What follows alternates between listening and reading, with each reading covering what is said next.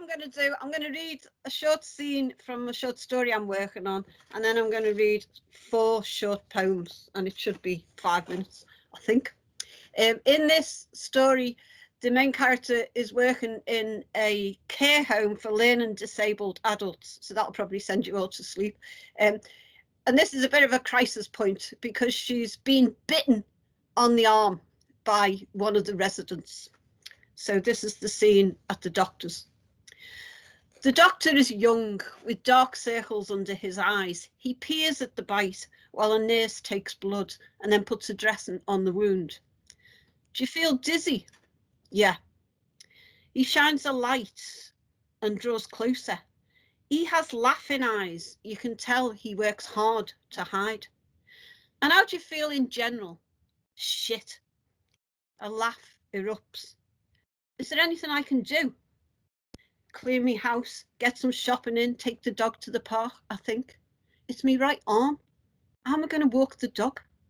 He's a Yorkshire Terrier who thinks he's a Belgian Shepherd, and he often nearly pulls my arm out of its socket. I say nothing. All the time, while the nurse is putting her stuff away, the doctor is making notes and watching me. Human bites are the worst, he says. I've never thought about it before. They're more dangerous than animal bites, he goes on. The human mouth contains more bacteria. Following a human bite, the risk of bacterial infection is high. More than 42 different species of bacteria have been isolated in the human mouth, and up to 190 when gingivitis or periodontitis are present.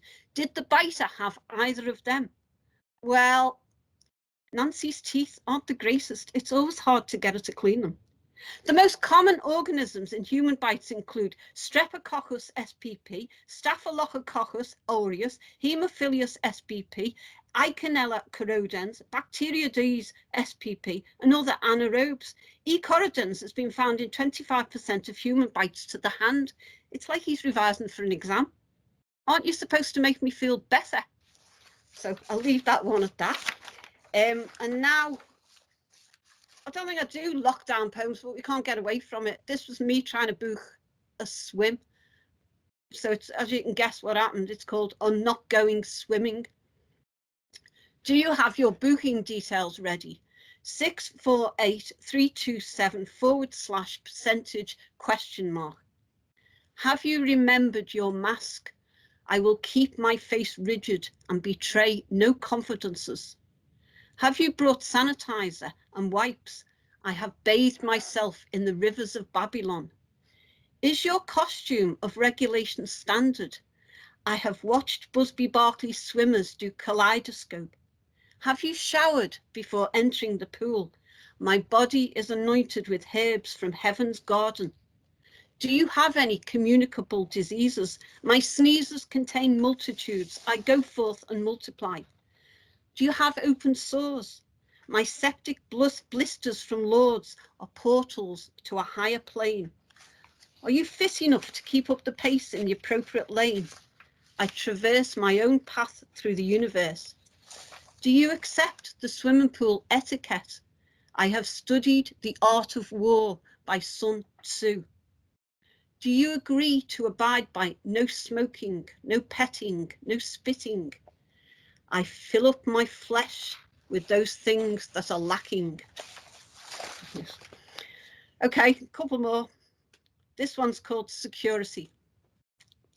1 minute, he's sitting on a log in a hide woven from branches on a patch of hillside off a path on the Harewood estate, eating apple crisps, sheltered from the wind. Reindeer, as he calls them, snuggled down in a hollow below, his brother crying, "Snot fair, he got crisps," when a fat woman in a Land Rover gestures up the hill. Can you come down onto the path, please? Can you come down? His mother leads him to a fallen tree, but here the wind whips through his jacket as the woman from the van heads up the hill, keys jangling from her belt, and takes the hide apart, discarding branches onto grass, making them separate, unwoven.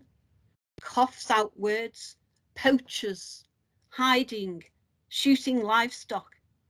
His father feeds him apple slices. He opens his mouth again and again, looks up, where red kites coast on thermals, so close you can see the markings. Puffy clouds skitter, rain, a deer leaps over a high wall. Okay, St. Patrick's Day 2021. A bench on Soldiers' Fields round day under a streetlight.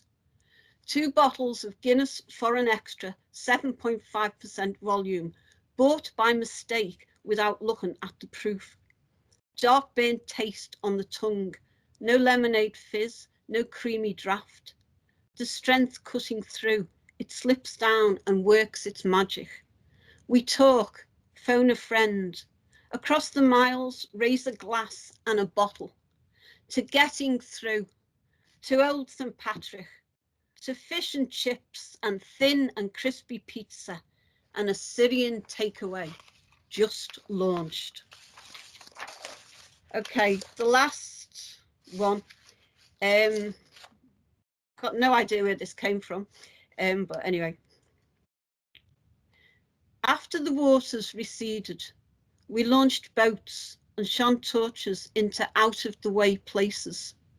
Fires up the estuary, begun with damp sticks and dry books from the library's top floor.